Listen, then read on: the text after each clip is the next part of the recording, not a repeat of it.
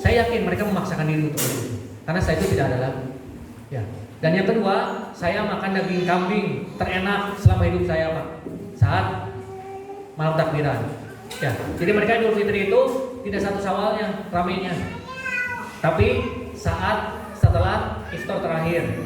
Ya, iftar terakhir. Nah, saya diundang. Saya dijemput dari rumah sakit, kemudian masuk ke tenda mereka. Ya, tendanya sama seperti yang lain. Ya, mau pejabat, mau apa di Palestina itu semua di tenda. Tidak ada yang punya rumah.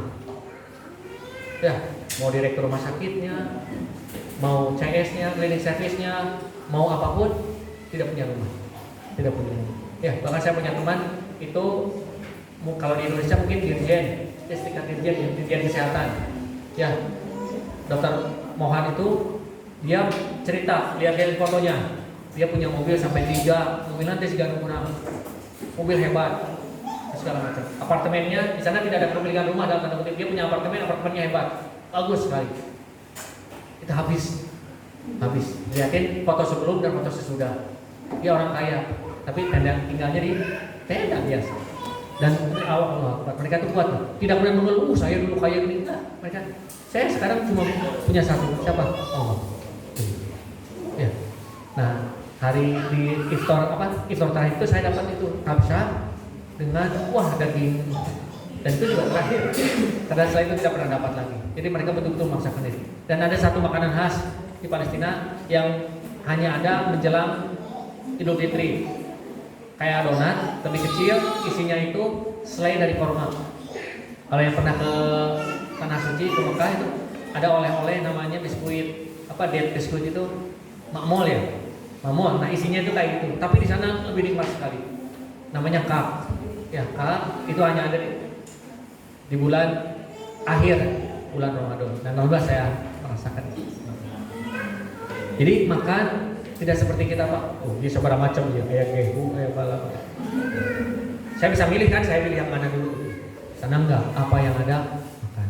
Karena saya berpikir makanan saya di rumah sakit yang pagi-pagi roti kering, siang hampir selalu ada nasi, tapi nasinya pakai irisan wortel sama jagung atau sepetelan jagung. Yang kita iseng, bukannya kita meratapi, bukan iseng gitu. Karena dari pertama juga wortelnya paling ada 2, ada 3 gitu potongannya. Nasinya mah agung, nasinya kan mereka tuh makan banyak-banyak. Tapi wortelnya 2 atau 3. Rekor iseng saya sama teman tadi, antum berapa sekarang? Rekor saya dapat berapa? Dapat 9. 9 apa? 9 siki jagung, resiki ada jagung mah. 9 biji jagung. Rekor. Jadi makasih. Makanya saya sedih. Saya salah strategi. Seumur hidup saya rutin donor darah dan tidak pernah tidak lolos. Ya, tidak pernah tidak lolos. Saya sedih di sana tidak lolos pas saat pemeriksaan karena HB saya kurang dari standar. Jadi saya dianggap sebagai orang kekurangan kalori protein. Dan saya nggak lolos, nggak bisa.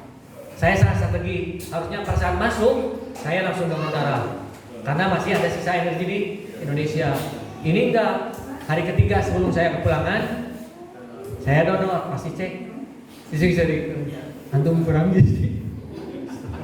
Alhamdulillah saya diet di sana 6,5 kilo turun. Selama di Gaza saya 6,5 kilo turun. Stunting. Ya. Tapi saya tetap bersyukur dengan itu. Dengan turun saya, makan saya cuma segitu. Karena saya berpikir begini, saya pernah saat tadi di tenda itu saya melihat gak ada jaminan buat mereka untuk bisa makan hari ini. Ya, kita di sini bisa milih.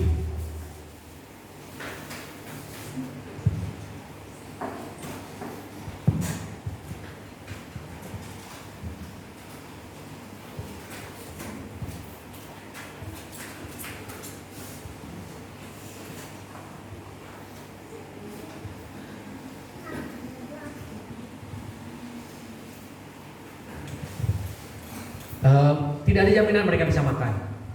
Ya, kalaupun mereka bisa makan, itu satu keluarga itu hampir sama jatahnya terserah mau 3, mau 5 orang, mau 9 orang, dapat jatahnya satu tenda, itu sekitar 1 piring, mungkin hanya untuk cukup berdua kalau versi kita, ya versi kita, ya seperti itu.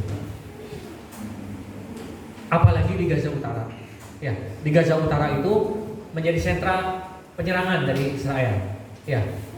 Saya di Khan Yunis itu memang rumah sakit saya berada di red zone, ya di red zone. Jadi sekeliling saya itu kalau ada aktivitas itu ditembak.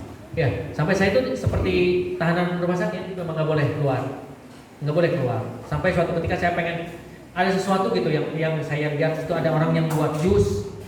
Saya bawa kebetulan udah nyiapin shekel gitu ya, uang. Saya pengen belanja ke mereka sehingga saya bisa memberi lebih lah ke kasar mah. Kamu jus teh sabarahaan, mau saya keluarin uangnya semua gitu. Judulnya mah nggak nggak boleh keluar karena jaminan keamanan. Ya karena tadi 24 jam drone ada di kepala saya. Gitu. Muliling terus, semua aktivitas putar. Ya seperti itu. Ini sedih gitu ya. Tapi yang tadi di samping mereka kesulitan, mereka itu semangatnya Pak yang tidak bisa saya lupakan. Semangat mereka tadi aja misalnya bom saat itu, kemudian langsung beberes segala macam. Ya mungkin kalau kita masih kena yang meratap gitu, tapi mereka enggak, langsung kerja. Beresin batu yang bisa dipisahkan, yang bisa dipakai dipisahkan, kayu-kayu atau apa yang bisa dipakai dikumpulkan mereka, seolah-olah tidak terjadi apa-apa. Ya, selalu mereka mengatakan bahwa besok pasti lebih baik, karena harapan mereka cuma 2, ihdal husnayain, mati syahid atau hidup dengan izah di hadapan Allah. Seperti itu. Jadi mereka tetap merasa bahwa mereka tetap orang-orang kuat. Semangat mereka, ya. Saya pernah berdiskusi dengan beberapa mahasiswa di sana, mahasiswa kedokteran yang lagi koas gitu di rumah sakit. Kebetulan nasihat itu adalah rumah sakit pendidikan, paling bisa, ya. Dan bukan hanya itu, hafal Quran, ya. Saya pernah operasi dengan satu orang, saya curiga ini orang kalem banget, terus perasaan teduh gitu saat operasi sama dia, nggak banyak ngomong. Saya penasaran, setelah tahu namanya, saya lihat di medsos, di internet, siapa sih ya beliau. Dia sama, beras Arab, usianya lebih muda dari saya 3 tahun, tapi wajahnya kelihatan lebih tua dibanding dengan saya.